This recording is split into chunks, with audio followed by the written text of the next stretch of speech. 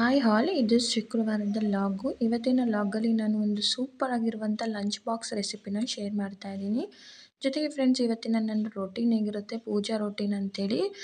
ಜೊತೆಗೆ ಅಮ್ಮನ ಮನೆಯಿಂದ ಏನೆಲ್ಲ ತೊಗೊಂಬಂದಿದ್ದೆ ಅವನ್ನೆಲ್ಲ ನಿಮ್ಮೊಂದಿಗೆ ಶೇರ್ ಮಾಡ್ಕೊಳ್ತಾ ಇದ್ದೀನಿ. Welcome back to exit natural logs YouTube channel. ನಾನು ನಿಮ್ಮ ರೋಜಾ.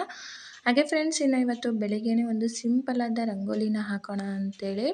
ಅಂದರೆ ಇವಾಗ ಸ್ಪೇಸ್ ತುಂಬಾ ಕಮ್ಮಿ ಇರುತ್ತೆ, ಜೊತೆಗೆ ಬಾಗಿಲ ಹತ್ರ ಒಂದು ಸಿಂಪಲ್ಲಾಗಿ ರಂಗೋಲಿನ ಸಹ ಹಾಕ್ಕೊಳ್ತಾ ಇದ್ದೀನಿ. ಬನ್ನಿ ಅದು ಯಾವ ಥರ ರಂಗೋಲಿ ಅಂತೇಳಿ ನಿಮ್ಮೊಂದಿಗೆ ಶೇರ್ ಮಾಡ್ಕೊಳ್ತೀನಿ. ಹಾಗೆ ಫ್ರೆಂಡ್ಸ್ ಶುಕ್ರವಾರ ಮಾತ್ರ ನಾನು ತುಳಸಿ ಕಟ್ಟೆಗೆ ಈ ಥರ ಅರಿಶಿನ ಬಳಿದು, ನೀವು ನೋಡ್ತಾ ಇರ್ಬೋದು ನೋಡಿ, ಅರಿಶಿನ ಕಟ್ಟೆಗೆ ಬಳಿದ್ಬಿಟ್ಟು ಅರಿಶಿನ ಕುಂಕುಮನ ಸಹ ಇಡ್ತೀನಿ. ಇದು ಶುಕ್ರವಾರ ಮಾತ್ರ ನಾನು ತುಳಸಿ ಕಟ್ಟೆಗೆ ಮಾಡ್ತೀನಿ. ಇನ್ನು ತುಳಸಿ ಕಟ್ಟೆ ಒಳಗಡೆ ನೀವು ಅಬ್ಸರ್ವ್ ಮಾಡ್ಬೋದು, ಅಲ್ಲಿ ಕೃಷ್ಣನ ಇಟ್ಟಿದ್ದೀನಿ. ಯಾಕಪ್ಪ ಅಂದರೆ ಕೃಷ್ಣನಿಗೆ ತುಳಸಿ ಅಂದರೆ ತುಂಬಾ ಇಷ್ಟ. ಸೊ ಹಾಗಾಗಿ ತುಳಸಿ ಕಟ್ಟೆ ಒಳಗಡೆ ತುಳಸಿ ಗಿಡದ ಹತ್ರ ನಾನು ಕೃಷ್ಣನ ಕೂಡ ಇಟ್ಟಿದ್ದೀನಿ. ಜೊತೆಗೆ ಫ್ರೆಂಡ್ಸ್ ಬಾಗಿಲಿಗೂ ಸಹ ನಾನು ಅರಿಶಿನ ಬಳಿದು, ಶುಕ್ರವಾರ ಅಂತೂ ತುಂಬಾ ಶ್ರೇಷ್ಠವಾದ ದಿನ ಅಂತಲೇ ಹೇಳ್ಬೋದು. ಸೊ ಹಾಗಾಗಿ ನಾನು ಬಾಗಿಲಿಗೂ ಸಹ ಅರಿಶಿನ ಬಳಿದು, ಅರಿಶಿನ ಕುಂಕುಮ ಇಟ್ಟು ಒಂದು ಸಿಂಪಲಾದ ರಂಗೋಲಿನೂ ಸಹ ಹಾಕ್ತಾ ಇದ್ದೀನಿ. ಹಾಗೆ ಫ್ರೆಂಡ್ಸ್ ನೀವು ಇನ್ನೂ ನನ್ನ ಚಾನಲ್ಗೆ ಸಬ್ಸ್ಕ್ರೈಬ್ ಆಗಿಲ್ಲ ಅಂದರೆ ದಯವಿಟ್ಟು ಸಬ್ಸ್ಕ್ರೈಬ್ ಆಗಿ, ಶೇರ್ ಮಾಡಿ, ಲೈಕ್ ಮಾಡಿ, ಕಮೆಂಟ್ ಮಾಡಿ ಅಂತ ಹೇಳ್ತಾ ನನ್ನ ಇವತ್ತಿನ ವ್ಲಾಗ್ನ ಶುರು ಮಾಡ್ತಾ ಇದ್ದೀನಿ.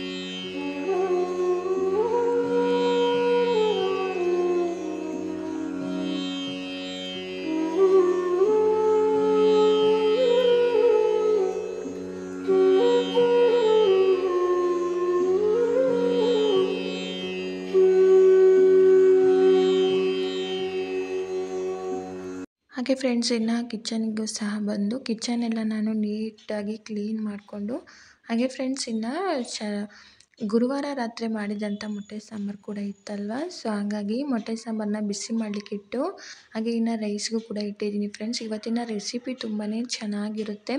ಇವಾಗ ಮಕ್ಕಳು ಕರ್ಬೇವಿನ ಸೊಪ್ಪು ತಿನ್ನಲ್ಲ ಅಂತ ಇರ್ತಾರೆ. ಇವಾಗ ದೊಡ್ಡವರೇ ಆಗಲಿ ಚಿಕ್ಕವರೇ ಆಗಲಿ ಕರ್ಬೇವಿನ ಸೊಪ್ಪನ್ನ ಪಕ್ಕಕ್ಕೆ ಎತ್ತೇ ಇಡ್ತಾರಲ್ವ. ಆದರೆ ಇವತ್ತು ಮಾಡ್ತಿರುವಂಥ ರೆಸಿಪಿ ಬಂದುಬಿಟ್ಟು ಕರಿಬೇವು ಹುಳಿ ಅಂತೇಳಿ.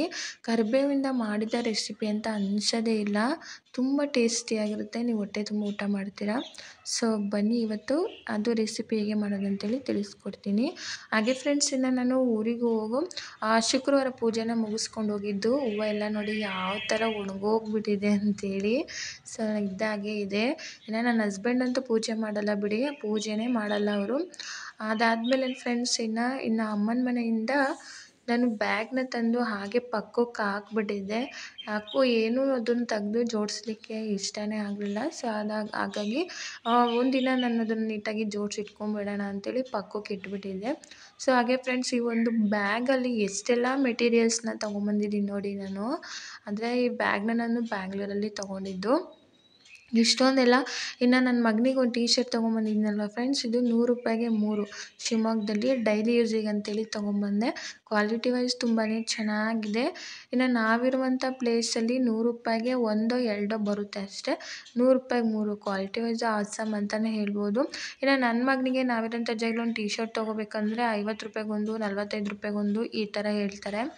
ಸೊ ಹಾಗೆ ಫ್ರೆಂಡ್ಸ್, ಇನ್ನು ನನಗೆ ಈ ಟಿ ಶರ್ಟ್ ತುಂಬಾ ಇಷ್ಟ ಆಯಿತು. ನಾನು ಶಾಪಿಂಗ್ ವ್ಲಾಗ್ನು ಆಲ್ರೆಡಿ ನಾನು ಯೂಟ್ಯೂಬ್ ಚಾನಲಲ್ಲಿ ಶೇರ್ ಮಾಡಿದ್ದೀನಿ. ನೀವು ಫ್ರೀ ಟೈಮ್ ಮಾಡ್ಕೊಂಡು ನೋಡಿ, ಹಾಗೆ ಸಪೋರ್ಟ್ ಮಾಡಿ ಫ್ರೆಂಡ್ಸ್. ನಿಮ್ಮ ಸಪೋರ್ಟ್ ನನಗೆ ತುಂಬಾ ಮುಖ್ಯ. ಇನ್ನು ನಾನು ಜೀನ್ಸ್ ಮೇಲೆ ಕೋಟ್ ಇದೆಯಲ್ಲ ಅದನ್ನು ಸಹ ತೊಗೊಂಬಂದಿದ್ದೀನಿ. ಹಾಗೆ ಇನ್ನು ಸ್ವೆಟರ್ಸು, ಇನ್ನು ಈ ಸ್ವೆಟರ್ ಇದೆಯಲ್ಲ ಇದು ಇಲ್ಲೇ ಇದ್ದಿದ್ದು. ಹಾಗೆ ಫ್ರೆಂಡ್ಸ್, ಪ್ಯಾಂಟ್ ಕೂಡ ತಂದಿದ್ದೆ 2. ಒಂದು ಪ್ಯಾಂಟ್ 150, ಇನ್ನೊಂದು ಪ್ಯಾಂಟು 100. ಹಾಗೆ ಇನ್ನು ಈ ಟಾಪ್ನ ನೀವು ನೋಡ್ತಾ ಇರ್ಬೋದು. ಇದಂತೂ ಏನು ಸಕ್ಕತ್ತಾಗಿದೆ ಫ್ರೆಂಡ್ಸು. ₹200 ಕ್ವಾಲಿಟಿ ಅಂತೂ ಸೂಪರು.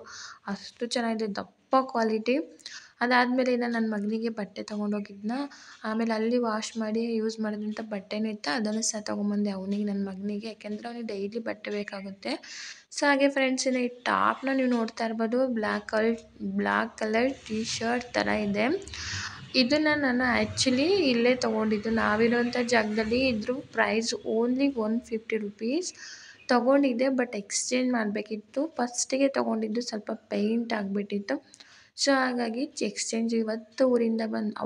ಅವತ್ತೇ ಊರಿಂದ ಬಂದು ಎಕ್ಸ್ಚೇಂಜ್ ಮಾಡಿಸ್ಕೊಂಡು ಈ ಟಾಪ್ ತೊಗೊಂಬಂದೆ. ತುಂಬಾ ಚೆನ್ನಾಗಿದೆ.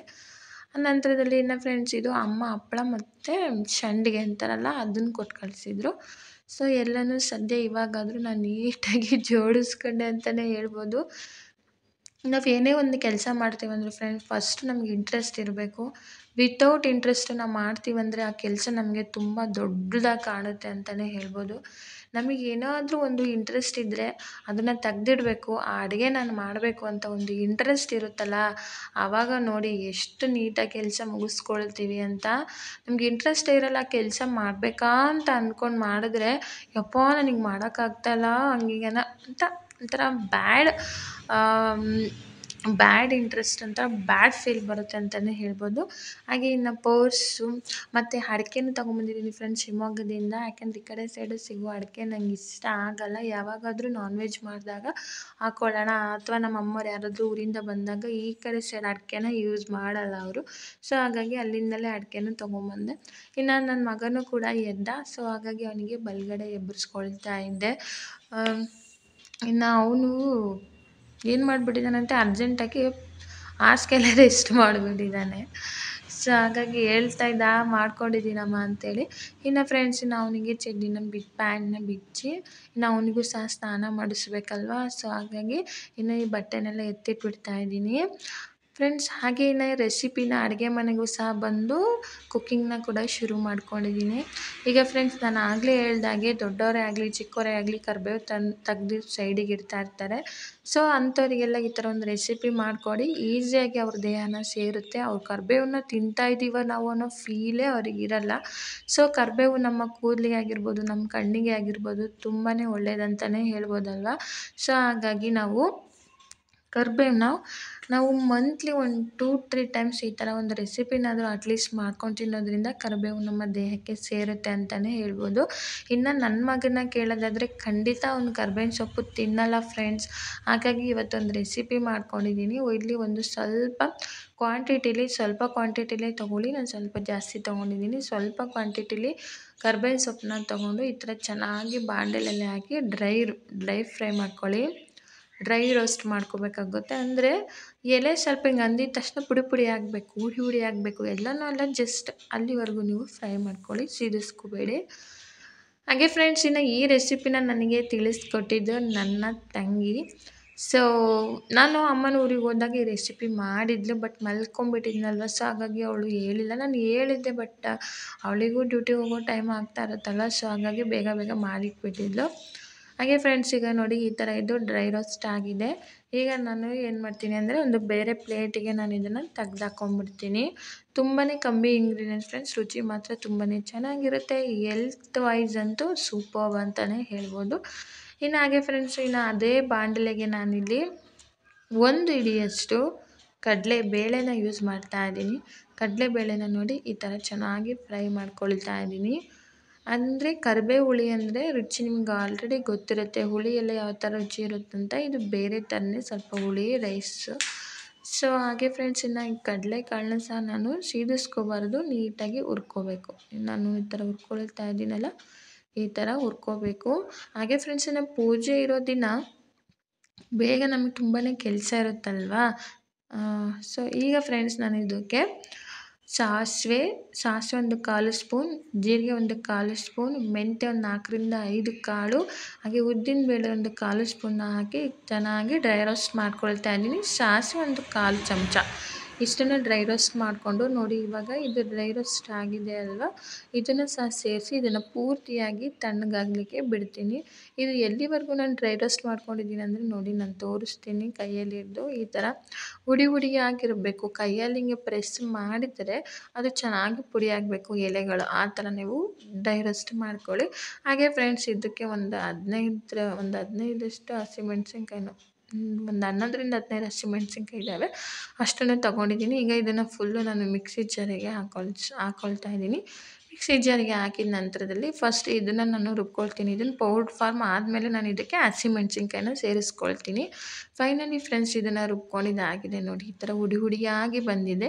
ನೀವು ಈ ಥರ ಮುಂಚೆನೇ ಹಸಿಮೆಣ್ಸಿನ್ಕಾಯಿ ಸೇರಿಸ್ದೆ ಬರೀ ಪೌಡ್ರ್ ಫಾರ್ಮ್ ಇದೆಯಲ್ಲ, ನೀವು ಡ್ರೈ ರೋಸ್ಟ್ ಮಾಡ್ಕೊಂಡಿರೋದು ಅದನ್ನು ಪೌಡ್ರ್ ಮಾಡಿ ಎತ್ತಿಟ್ಕೊಂಡ್ಬಿಟ್ರೆ ನಿಮಗೆ ಬೇಕಾದಾಗ ನೀವು ಒಗ್ಗರಣೆ ಮಾಡ್ಕೊಂಬಿಟ್ರೆ ಕ್ವಿಕ್ಕಾಗಿ ರೈಸು ಅಂದರೆ ಇನ್ಸ್ಟೆಂಟಾಗಿ ನೀವು ಈ ರೆಸಿಪಿನ ನೀವು ಮಾಡ್ಕೋಬೋದು. ಇದನ್ನು ಒಂದು ವಾರದಗಟ್ಟಲೆ ನೀವು ಇದನ್ನು ಯೂಸ್ ಮಾಡ್ಬೋದು.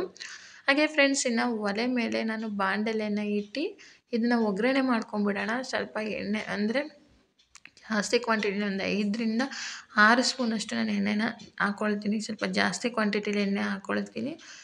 ಅದಾದಮೇಲೆ ಫ್ರೆಂಡ್ಸ್ ಇನ್ನು ಇದಕ್ಕೆ ನಾನು ಸಾಸಿವೆ, ಒಂದು 1/4 ಟೀ ಸ್ಪೂನಷ್ಟು ಜೀರಿಗೆ, ಒಂದು 1/4 ಸ್ಪೂನಷ್ಟು ಸಾಸಿವೆ, ಜೊತೆಗೆ ಇದಕ್ಕೆ ಸ್ವಲ್ಪ ಒಣಮೆಣಸಿನ್ಕಾಯಿ, ಮನೇಲಿ ಒಣಮೆಣಸಿನ್ಕಾಯಿ ಖಾಲಿ ಆಗಿಬಿಟ್ಟಿತ್ತು ಫ್ರೆಂಡ್ಸ್, ಹಾಗೆ ಹಸಿಮೆಣ್ಸಿನ್ಕಾಯಿ ಡ್ರೈ ಆಗಿದ್ವಲ್ಲ ಅದನ್ನು ಆ್ಯಡ್ ಮಾಡಿಕೊಂಡೆ. ಅದಾದಮೇಲೆ ಸ್ವಲ್ಪ ಕರಿಬೇವಿನ ಸೊಪ್ಪು ಹಾಕಿ ಚೆನ್ನಾಗಿ ರೋಸ್ಟ್ ಮಾಡ್ಕೊಳ್ತೀನಿ. ಹಾಗೆ ಫ್ರೆಂಡ್ಸ್ ನಾನು ಆವಾಗಲೇ ಏನರ ಬಗ್ಗೆ ಮಾತಾಡ್ತಾ ಇದ್ದೆ ಅಂದರೆ ಫಸ್ಟ್ ಇದ್ರ ಬಗ್ಗೆ ತಿಳಿಸ್ಕೊಟ್ಬಿಡ್ತೀನಿ. ಇದಕ್ಕೆ ಉದ್ದಿನಬೇಳೆ ಸ್ವಲ್ಪ, ಕಡಲೆಬೇಳೆ ಸ್ವಲ್ಪ ಹಾಕಿ ಚೆನ್ನಾಗಿ ಇದನ್ನು ರೋಸ್ಟ್ ಮಾಡ್ಕೊಳ್ತಾ ಇದ್ದೀನಿ ಎಣ್ಣೆಯಲ್ಲಿ. ಹಾಗೆ ಫ್ರೆಂಡ್ಸ್ ನಾನು ಆವಾಗಲೇ ಹೇಳ್ತಾ ಇದ್ದೆ, ವಾರದ ದಿನ ನಾವು ಯಾವುದಾದ್ರೂ ಒಂದು ಇನ್ಸ್ಟೆಂಟಾಗಿ ಒಂದು ರೆಸಿಪಿನ ಕ್ವಿಕ್ಕಾಗಿ ರೆಸಿಪಿನ ಮಾಡಿ ನೆಲ ಒರೆಸಿ ಪೂಜೆ ಮಾಡ್ಕೊಳ್ಳೋಕ್ಕೆ ಈಸಿ ಆಗುತ್ತೆ ನಮಗೆ. ಸೊ ಆವತ್ತಿನ ದಿನ ಸ್ವಲ್ಪ ಬೇಗನೆ ಎದ್ದು ಈ ಥರ ಒಂದು ತಿಂಡಿನ ಮಾಡಿರೋದ್ರಿಂದ ಕ್ವಿಕ್ಕಾಗಿ ಪೂಜೆಗೂ ಸಹ ತುಂಬಾ ಹೆಲ್ಪ್ ಆಗುತ್ತೆ, ನಮಗೆ ಜಾಸ್ತಿ ರಿಸ್ಕಿ ಅಂತ ಅನಿಸಲ್ಲ.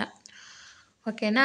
ಹಾಗೆ ಫ್ರೆಂಡ್ಸ್ ಇವಾಗ ನೋಡಿ ಇದು ಚೆನ್ನಾಗಿ ಡ್ರೈ ರೋಸ್ಟ್ ಆಗಿದೆ. ಈಗ ನಾನು ಇದಕ್ಕೆ ಕರಿಬೇವಿಂದು ಪೌಡ್ರ್ ಫಾರ್ಮ್ ಮಾಡಿ ಇಟ್ಕೊಂಡಿದ್ವಲ್ಲ, ಇವಾಗ ಇದನ್ನು ಚೆನ್ನಾಗಿ ನೋಡಿ ಈ ಥರ ಹಾಕಿ ಮಿಕ್ಸ್ ಮಾಡ್ಕೊಳ್ತಾ ಇದ್ದೀನಿ.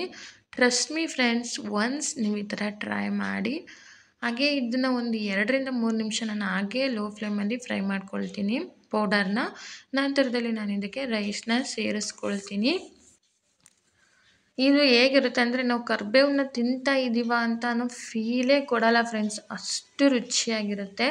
ಸೊ ಇವಾಗ ನೋಡಿ ಇದನ್ನು ಚೆನ್ನಾಗಿ ಮಿಕ್ಸ್ ಮಾಡಿಕೊಂಡು ನಂತರದಲ್ಲಿ ನಿಮಗೆ ಎಷ್ಟು ಉಪ್ಪು ಬೇಕೋ ಅಷ್ಟು ಉಪ್ಪನ್ನ ಸೇರಿಸ್ಕೊಳ್ಳಿ. ನಾನು ಆಲ್ರೆಡಿ ರೈಸ್ಗೆ ನಾನು ಉಪ್ಪನ್ನು ಹಾಕಿ ವಿಸಲ್ ಕೂಗಿಸ್ಕೊಂಡಿದ್ದೆ, ಆದರೂ ಸ್ವಲ್ಪ ಉಪ್ಪು ಬೇಕಾಗಿತ್ತು ಅಂತೇಳಿ ಉಪ್ಪನ್ನು ಸೇರಿಸ್ಕೊಂಡಿದ್ದೀನಿ. ಹಾಗೆ ಫ್ರೆಂಡ್ಸ್ ಇನ್ನು ಇದಕ್ಕೆ ಚೆನ್ನಾಗಿ ಮಿಕ್ಸ್ ಮಾಡಿಕೊಂಡು ಫೈನಲಿ ಒಂದು ಪ್ಲೇಟಿಗೆ ಸರ್ವ್ ಮಾಡಿದ್ವಪ್ಪ ಅಂದರೆ ಒಂದು ರುಚಿಕರವಾದಂಥ ಹೆಲ್ದಿಯಾದಂಥ ಕರಿಬೇವು ಹುಳಿ ರೆಡಿ ಆಯಿತು ಅಂತಲೇ ಹೇಳ್ಬೋದು. ಒಂದ್ಸಲ ಟ್ರೈ ಮಾಡಿ, ಪದೇ ಪದೇ ಲಂಚ್ ಬಾಕ್ಸಿಗೂ ತುಂಬಾ ಚೆನ್ನಾಗಿರುತ್ತೆ ಫ್ರೆಂಡ್ಸ್. ಇದು ನೈಟು ಕೂಡ ತಿನ್ಬೋದು, ಅಷ್ಟು ಚೆನ್ನಾಗಿರುತ್ತೆ. ಇನ್ನು ನಮ್ಮ ಟೈಮು ಕೂಡ ಆಯಿತು, ನನ್ನ ಮಗನಿಗೆ ತಿಂಡಿನ ತಿನ್ನಿಸ್ಬಿಟ್ಟು ನಾನು ಪೂಜೆ ಶುರು ಮಾಡ್ಕೊಂಬಿಡೋಣ ಅಂತೇಳಿ ಅವನಿಗೂ ಸಹ ನಾನು ತಿಂಡಿನ ತಿನ್ನಿಸೋಕ್ಕೆ ಬಂದಿದ್ದೀನಿ. ಹಾಗೆ ಫ್ರೆಂಡ್ಸ್ ಫೈನಲಿ ನನ್ನ ಮಗನಿಗೂ ಸಹ ತಿಂಡಿ ತಿನ್ನಿಸಿದ್ದಾಯಿತು. ನಾನು ಕೂಡ ನೆಲ ಎಲ್ಲ ಒರೆಸಿ ಫ್ರೆಶ್ ಅಪ್ ಆಗಿ ಪೂಜೆನೂ ಸಹ ಮುಗಿಸ್ಕೊಂಡೆ. ಹಾಗೆ ಫ್ರೆಂಡ್ಸ್ ಇನ್ನು ಶುಕ್ರವಾರ ಪೂಜೆ ನಂದು ಇದೇ ಆಗಿರುತ್ತೆ, ನನ್ನ ಡೈಲಿ ಶುಕ್ರವಾರದ ರೋಟೀನು ಕೂಡ ಇದೇ ಆಗಿರುತ್ತೆ ಅಂತಲೇ ಹೇಳ್ಬೋದು. ಇನ್ನು ನನ್ನ ಮಗ ನೋಡಿ ಆಟ ಆಡ್ತಾ ಇದ್ದಾನೆ ಅವನ ಪಾಡಿಗೆ ಅವನು. ಸೊ ಹಾಗೆ ಇಲ್ಲ, ಇವತ್ತು ಪೂಜೆನೂ ಸಹ ನೀಟಾಗಿ ಮುಗೀತು ಅಂತಲೇ ಹೇಳ್ಬೋದು. ಹಾಗೆ ಫ್ರೆಂಡ್ಸ್ ಇನ್ನು ನಾನು ತೋರಿಸಿದಂಥ ಕರಿಬೇವು ಹುಳಿ ಒಂದು ಸಲ ಟ್ರೈ ಮಾಡಿ. ನನ್ನ ಮಗನ ಆಟ ನೀವು ನೋಡ್ತಾ ಇರ್ಬೋದು. ಇನ್ನು ಅವ್ರ ಅಪ್ಪಾಜಿ ಬಂದರು ಅಂತೇಳಿ ಅಮ್ಮ ಅಪ್ಪ ಬಂತು ಅಂತ ಹೇಳ್ತಾ ಇದ್ದಾನೆ ನನ್ನ ಹತ್ರ. ಅವನ ಎಕ್ಸ್ಪ್ರೆಷನ್ ನೋಡಿ ಹೇಗಿರುತ್ತೆ, ಸಿಕ್ಕಾಪಟ್ಟೆ ಕ್ಯೂಟಾಗಿರುತ್ತೆ ಅಂತಲೇ ಹೇಳ್ಬೋದು ಫ್ರೆಂಡ್ಸ್. ಇನ್ನು ಟೈಮು ಕೂಡ ಆಯಿತು. ಹಾಗೆ ಫ್ರೆಂಡ್ಸ್ ಇನ್ನು ಲಾಗು ಕೂಡ ಇಷ್ಟೇ. ಇವತ್ತಿನ ಲಾಗ್ ಅಂತ ಇಲ್ಲಿಗೆ ನಾನು ಮುಗಿಸ್ತಾ ಇದ್ದೀನಿ ಇವತ್ತಿನ ಲಾಗು ಕೂಡ. ಹಾಗೆ ಫ್ರೆಂಡ್ಸ್ ಇವತ್ತಿನ ವಿಡಿಯೋ ನಿಮಗೆ ಇಷ್ಟ ಆದರೆ ವಿಡಿಯೋಗೆ ಒಂದು ಲೈಕ್ ಮಾಡಿ, ಶೇರ್ ಮಾಡಿ, ಕಮೆಂಟ್ ಮಾಡಿ, ಸಪೋರ್ಟ್ ಮಾಡಿ ಫ್ರೆಂಡ್ಸ್. ನಿಮ್ಮ ಸಪೋರ್ಟ್ ನನಗೆ ತುಂಬಾ ಮುಖ್ಯ ಅಂತ ಹೇಳ್ತಾ ಸಿಗೋಣ ನೆಕ್ಸ್ಟ್ ಇಂಟ್ರೆಸ್ಟಿಂಗ್ ಬ್ಲಾಗ್ನೊಂದಿಗೆ. ಅಲ್ಲಿವರೆಗೂ ನಿಮಗೆಲ್ರಿಗೂ ಬಾಯ್, ಟೇಕ್ ಕೇರ್.